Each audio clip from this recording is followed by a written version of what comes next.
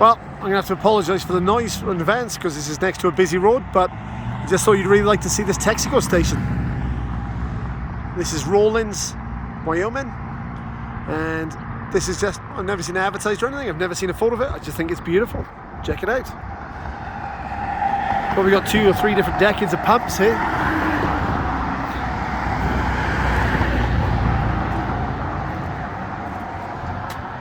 The old cooler box. Hey, how's it going, man? Good. Just taking a video of your station. Oh, that's fine. Thank you.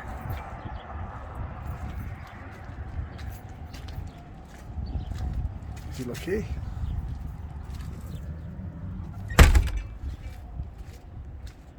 This is genuinely like an old school station. So cool. Studebaker truck. There's a real gem coming up here you can't miss as well. I guess this is a 56 Ford, I think, could be 55, never quite sure. Beautiful patina truck.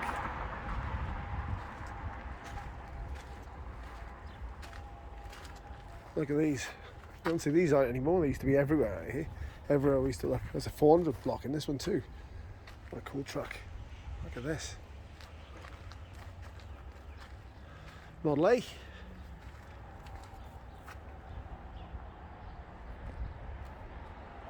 Volunteer Fire Department. It's incredible because it looks like a car. It's so big and looks exactly like a car. Well, you guys are going to get to see it in this, but maybe not me.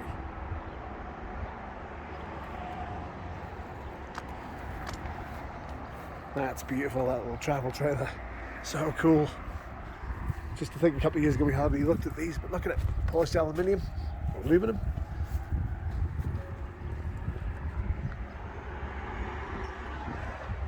This is the gem, look at this. Full scale Texaco truck.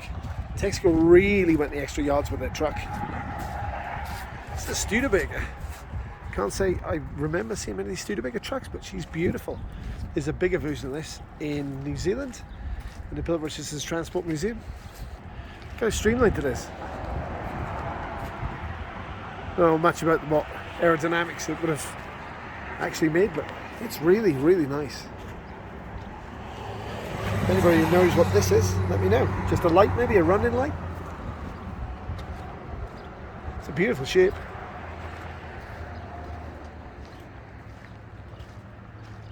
Hardly ever see these things. So big, and they just all disappeared. I think Texaco owned them all, and they never did much with them after they retired. I would have said this was a wrecker truck, but I think you're all going to correct me and tell me it's a pole truck. And I'm not quite sure what these are for, but I see a lot of these out here. It's probably a wrecker truck too, I guess. 4x4 Chevy truck.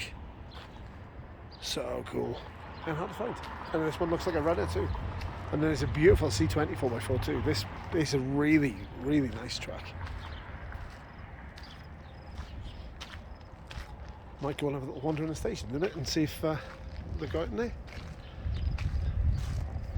I don't want to be too nosy, but it's a manual too. I'll just show you this old Peterbilt.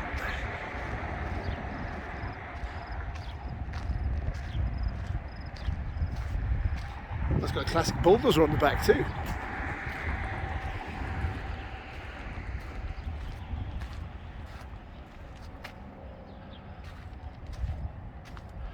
Now, to me, this reminds me of the truck from Dual. I'm sure you're going to tell me I'm wrong, but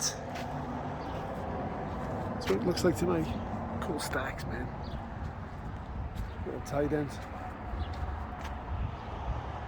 Classic Caterpillar on here too. That's mint.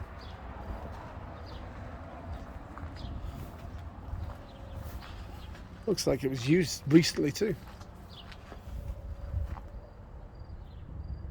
All the trailer's quite tidy. Tyres are all up. I think this girl runs.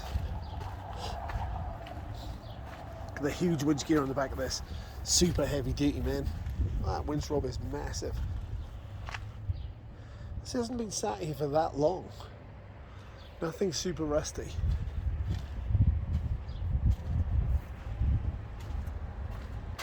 That's really trucking from the old days. can see inside. I can't. But yeah, this is cool, man. Alright, well, I didn't actually expect to see this, and I don't know a lot about the station. I'll see if I can find out some more details, and I'll maybe tag a little video at the end. Oh, for of course, for you AMC fans, it's the AMC Eagle, right? 4-wheel drive. So cool, super tidy. This one has definitely been used all the time. Matt looking off into the distance, chilling out. Oh wow, it's got the original Wyoming sales sticker. Rawlins Wyoming, so it's actually from here. Wow, cool.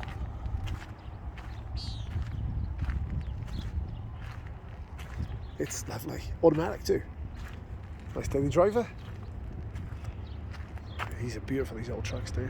There's a couple of old trucks tucked away in the barn too. I'm not going to go and show you much in there because, hey, it's not my place. Plus, for the tanker, sort of being, well, I guess, for the railroads, maybe the fire department. Well, normally for years ago I wouldn't have bothered showing you Broncos, but these are really cool now and getting rarer and rarer. Love the graphic on the side. Alright, well, hope you enjoyed the walk around the station. I might just walk in through this door and show you what's in there, and I'll see if the fella's around, and I'll see if I can ask a bit more about it.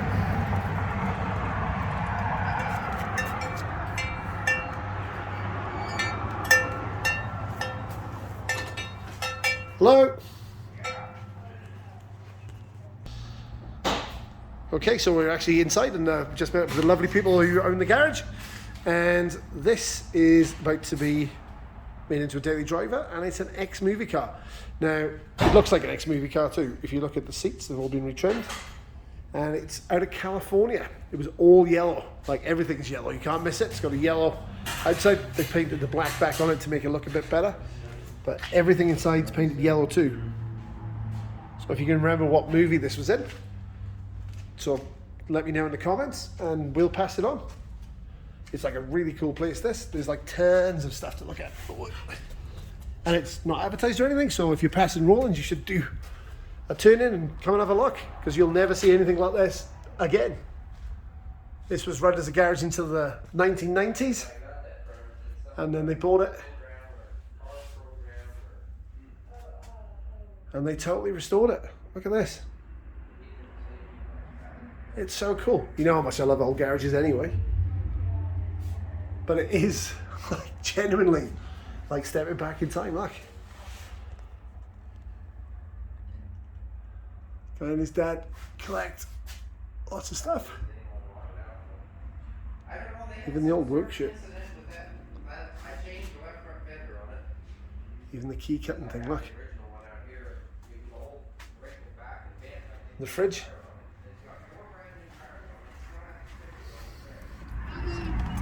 I'll just take you to the other part because they've allowed us to have a walk around, which is really nice. It's a 55 Ford, I found out. He's got another one identical restored to it.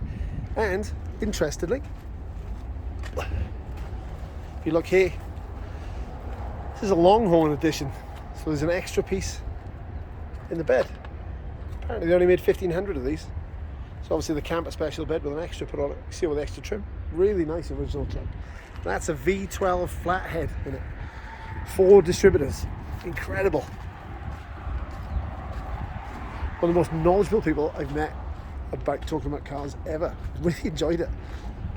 Really enjoyed this conversation. He's a bit film shy, which is a shame, because he's an awesome guy to talk to, and if you turn up here, they'll show you around.